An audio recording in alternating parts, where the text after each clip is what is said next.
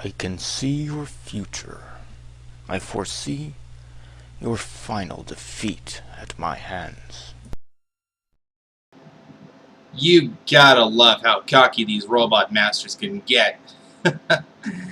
Anyway, please remember that all these videos were given to me by Roahm Mythril, and I'm using them with his permission. With that out of the way, here's Tier 7. At number 40 is DWN-016, Woodman from Mega Man 2. Woodman is an invention of Dr. Wily that was created to destroy Mega Man. It was actually built using nothing but wooden products, laminated with metal to prevent rotting.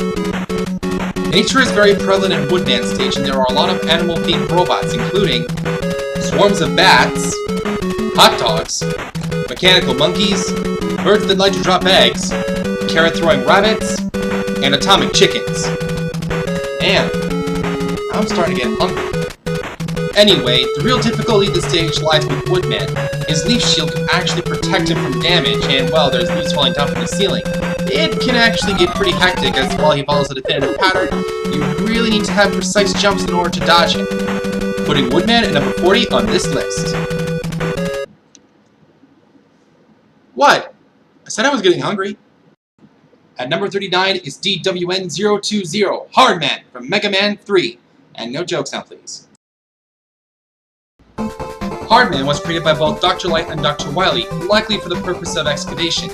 He's big and bulky and very durable, made from ceramic titanium, or simply ceratanium. Other than these bear traps and these little green pots, there are no hazards in the stage itself, but there are some very dangerous enemies, like these hammerjoes for example. There's also mechanical monkeys, and swarms of bees to contend with. There's also a fight against Breakman on uneven terrain. You really gotta watch out because whenever Breakman jumps, he shoots, and he's forced to jump a lot in this particular section. Once again, a lot of the difficulty of the stage comes from Hardman himself. He's incredibly big and very durable, and his hard knuckle can do significant damage. Plus, whenever he lands, he will actually stun you no matter where on the screen you are on, even if you're in the air. That's why Hardman takes the number 39 spot. At number 38 is DLN-007, Fireman from the original Mega Man and Mega Man Powered Up. Fireman was constructed by Dr. Light to incinerate waste at a disposal facility, but was captured by Dr. Wily and used for his own evil purposes. Once again, there are two different stages to work with here. Unfortunately, in this case, it's 6 of one, half a dozen of the other. In the original, the stage is hard, but the Robot Master is easy, and in the Powered Up version, it's the opposite.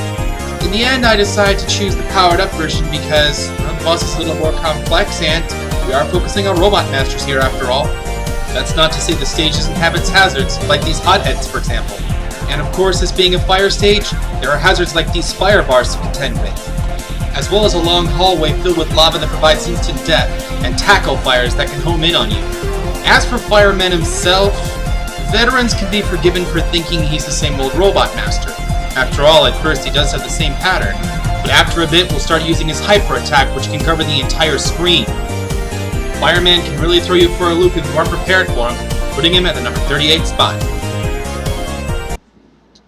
You know, that reminds me, I haven't put up any flame shields yet. Probably because I didn't think I needed them. Still, you never can be too careful. Any fire-based Robot Masters want to give me a hand here? Thanks, Heatman. Alright, let's move on.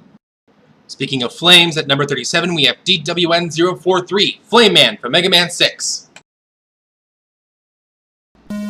Flame Man is an Arabian robot that was created to produce large amounts of thermal energy. It also happens to be his power source. This makes him a lot more stable than certain other robots that use solar energy. He was modified for combat when his creators heard about the first ever annual Robot Master Tournament. Unfortunately, Dr. Wily decided to get his hands on all the contestants, including Flame Man, and reprogram them for his own purposes using the disguise of Mr. X. Like with Oil Man stage, there's a lot of oil in this level which will ignite if fire touches it. There's two distinct differences though. First, you won't actually slip on the oil, it'll just inhibit your jumping. And second, if you touch the oil when it's on fire, it will be instant death. Luckily, there's these little platforms that you can use to get across it. But you've got to be on your toes because there are a lot of fire-based enemies that love to focus on igniting the flames, ensuring that you'll fall into them and die.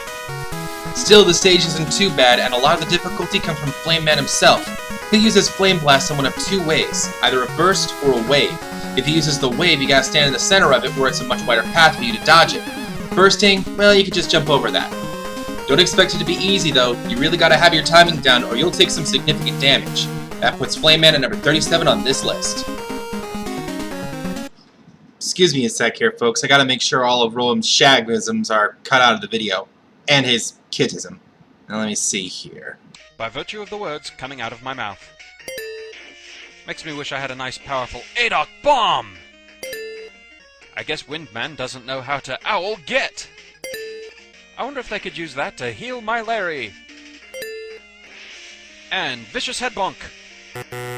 Oh wait, that was one of Kit's. How does that make you feel?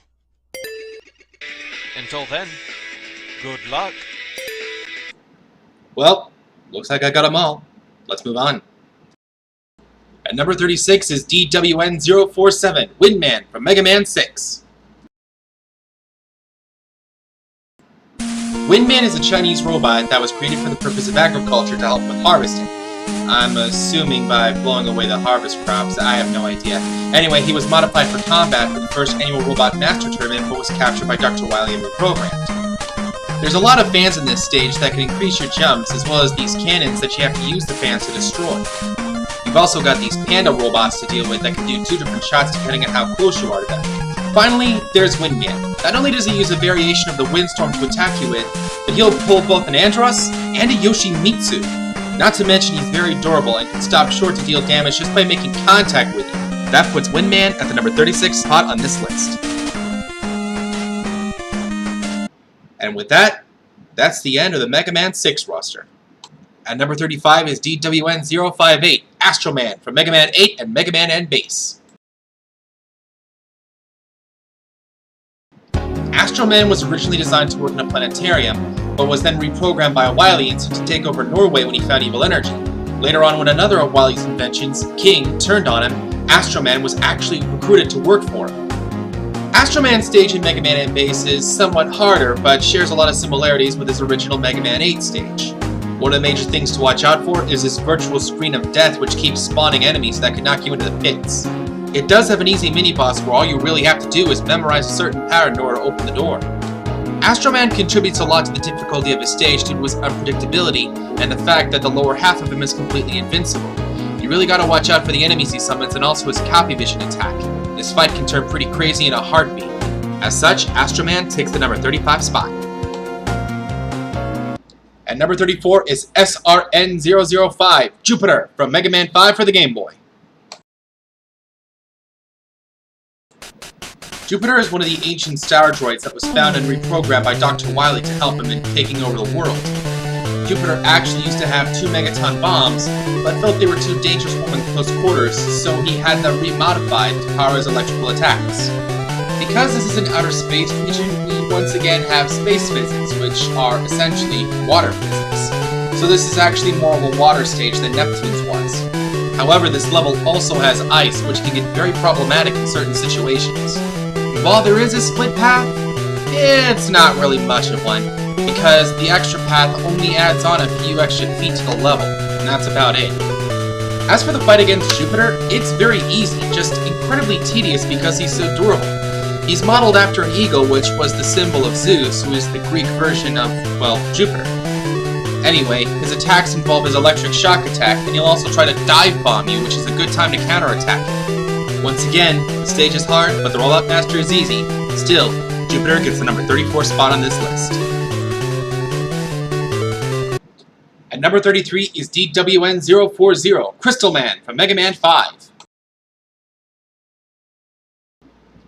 Crystal Man was created by Dr. Wily to finance his operations through the creation of artificial crystals. The fact that it can work so well is, well, evidenced by his stage. Literally everything is made of crystals except the robots, and even some of them use crystal-based attacks. One of the major things to watch out for in this level are these crystal droppers, which if you're not careful and get the timing right can plunge you into the abyss. There are also these enemies called Crystal Joes. While they're charging up their attack, they're invincible. Not to mention there's some over death spikes. And let's not forget the ever-popular Leap of Faith. If you don't get it just right, you're gonna wind up on even more death spikes. That's gonna hurt. Then there's the fight with Crystal Man. It can be easy to get him into a Toadman state of jumping over you, but he can still fight back with Buster Shots and his trademark Crystal Eye, which can bounce across the walls. Really gotta be careful with this one. Still, he's not very durable, thus, he's only at number 33 on this list. Come to think about it, hey Roahm, whatever happened to Crystal Man after you were done with him? Oh, nothing. Lord Mythril, is this what you had in mind? Ooh, yes, very nice and shiny. Carry on.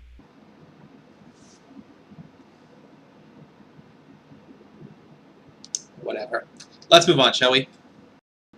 At number 32, we have DWN-075, Commando Man from Mega Man 10.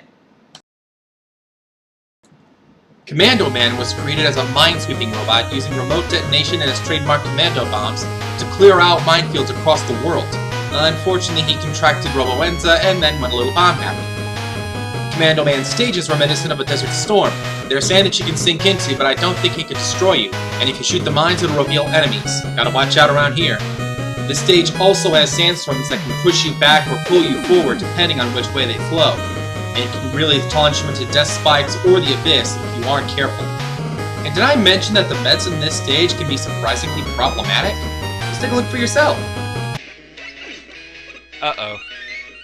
That's not good, is it? Oh, and right before this segment... Met!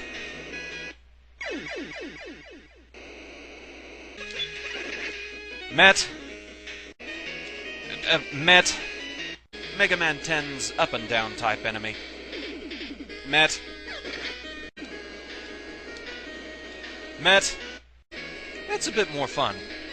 Met! Now here I usually like to take the upper path. Does that count as a Met? Let's make it official. Met! Well, that aside, the fight with Commando Man can be particularly dangerous. He's not as durable as his appearance would suggest, but he can do significant damage. Once again, we have a Robot Master that can land on the ground and stun you, not to mention his Commando Bomb, if it doesn't contact directly, can launch shockwaves that can do significant damage to you. It's a pretty tough boss, with a pretty tough stage, putting him at number 32. At number 31 is DWN-019, Gemini Man from Mega Man 3. Gemini Man was created by Dr. Light and Dr. Wily working together, and I can only assume from his stage that he was meant to be some sort of crystal miner. It's not really clear from the knowledge base, which is where I'm getting most of my information. What I do know is while the upper level is a relative cakewalk, the lower part of the levels can be pretty tricky, especially when dealing with these tadpoles that come out of these eggs when you shoot them. You've also got to worry about these giant penguin generators, and a large water section filled with fish subs and dragonflies. That can get pretty tricky. Dealing with Gemini Man is no walk in the park either. At the start of the fight, he'll split into two parts. You shoot one, the one on the ground will shoot while the one on the top freezes. Then when he gets down to half health, he'll start going all out with his Gemini laser, which can bounce off the walls. You really got to be careful with this one, because it can be a very tedious and dangerous fight, putting Gemini Man at number 31. And with that, Tier 7 is knocked out of the park. Stay tuned, Tier 8 is coming up next video.